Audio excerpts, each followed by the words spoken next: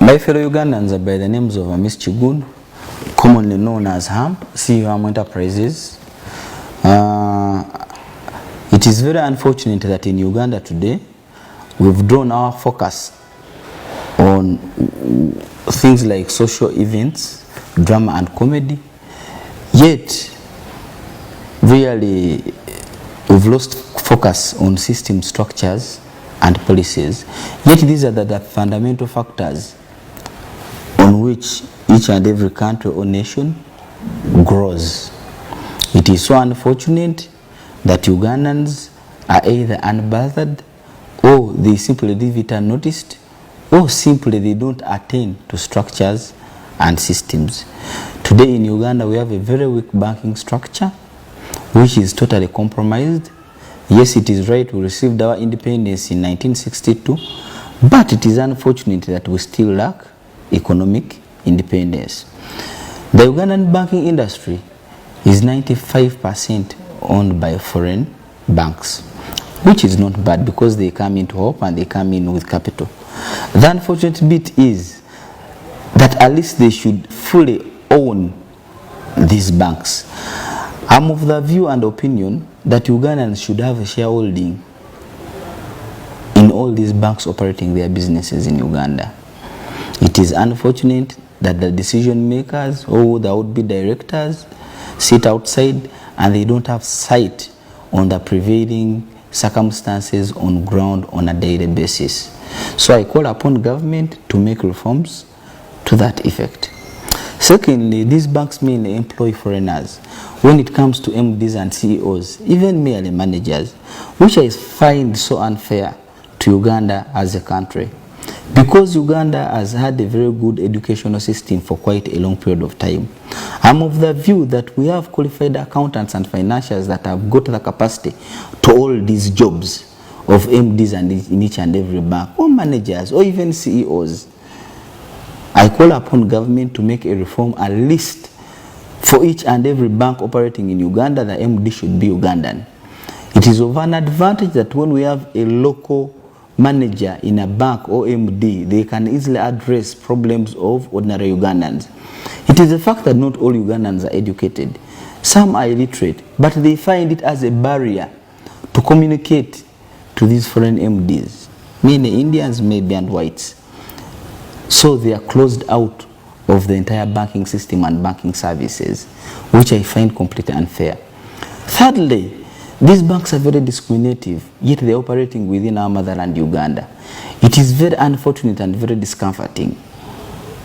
They are discriminative when it comes to matters like giving loans. They can easily give loans to foreigners than to Ugandans.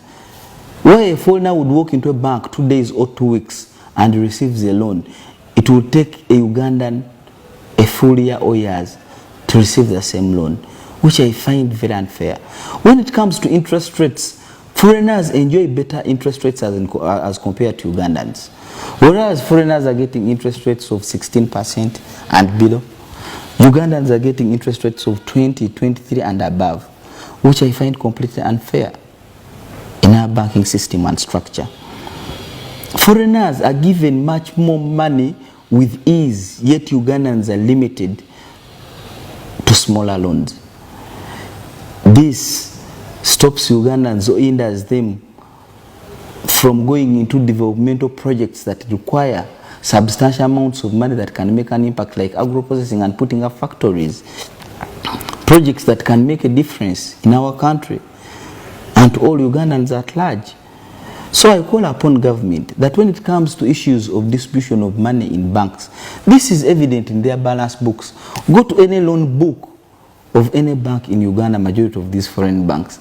How many Ugandans have a loan above 5 or 10 and above million as a facility? It is very discomforting, yet it is a fact. So how will Ugandans develop themselves at individual levels, the societies where we stay, as well as our country at large, when we don't even have access to capital in these banks? It is very unfortunate and it's very discriminative. These banks equally come in as investors, yet they have very limited capital. They are undercapitalized. I call upon government to call upon these banks to recapitalize, to follow within the gap of foreign investment and to earn our respect. These banks come into Uganda with capital of approximately 40 to 50 billion Ugandan shillings.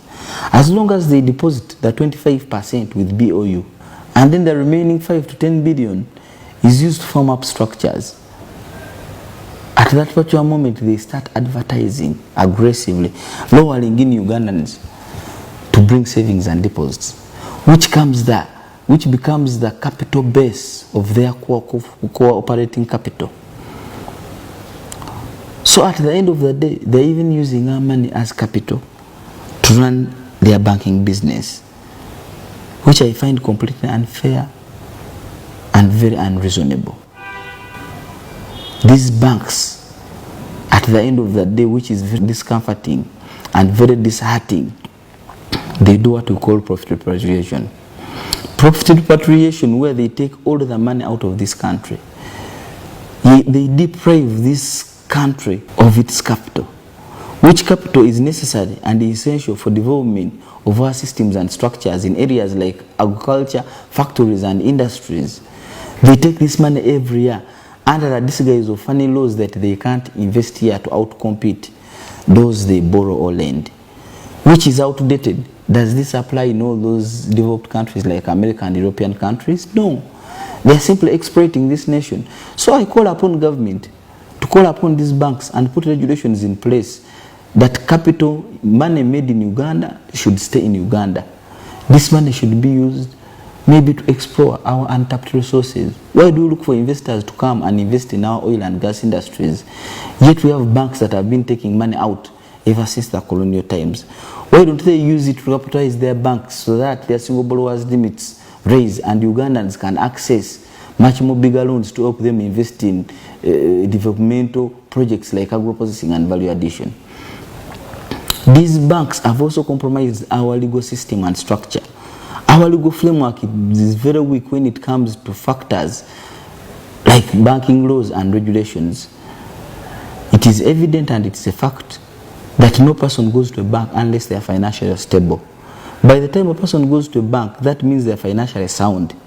Majority of these people go to banks either when they have land and they need construction funds, when they've already started construction and they need money to complete the project, or when they have small businesses and need to expand their businesses. So at the end of the day, the banks come in as a support, a financial support structure or system to help these people move up.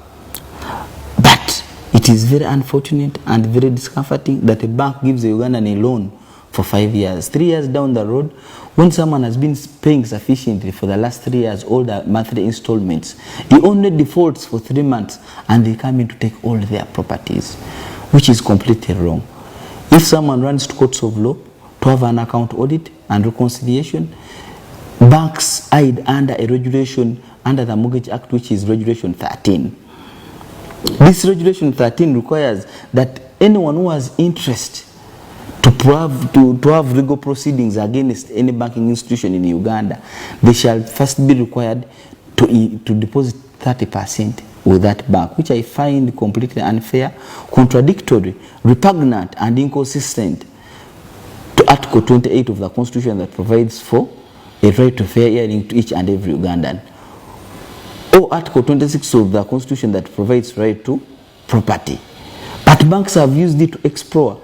How can a person who has come to court who has run to court for justice be turned into a victim by asking him to first make a deposit before he can be heard by these courts of law?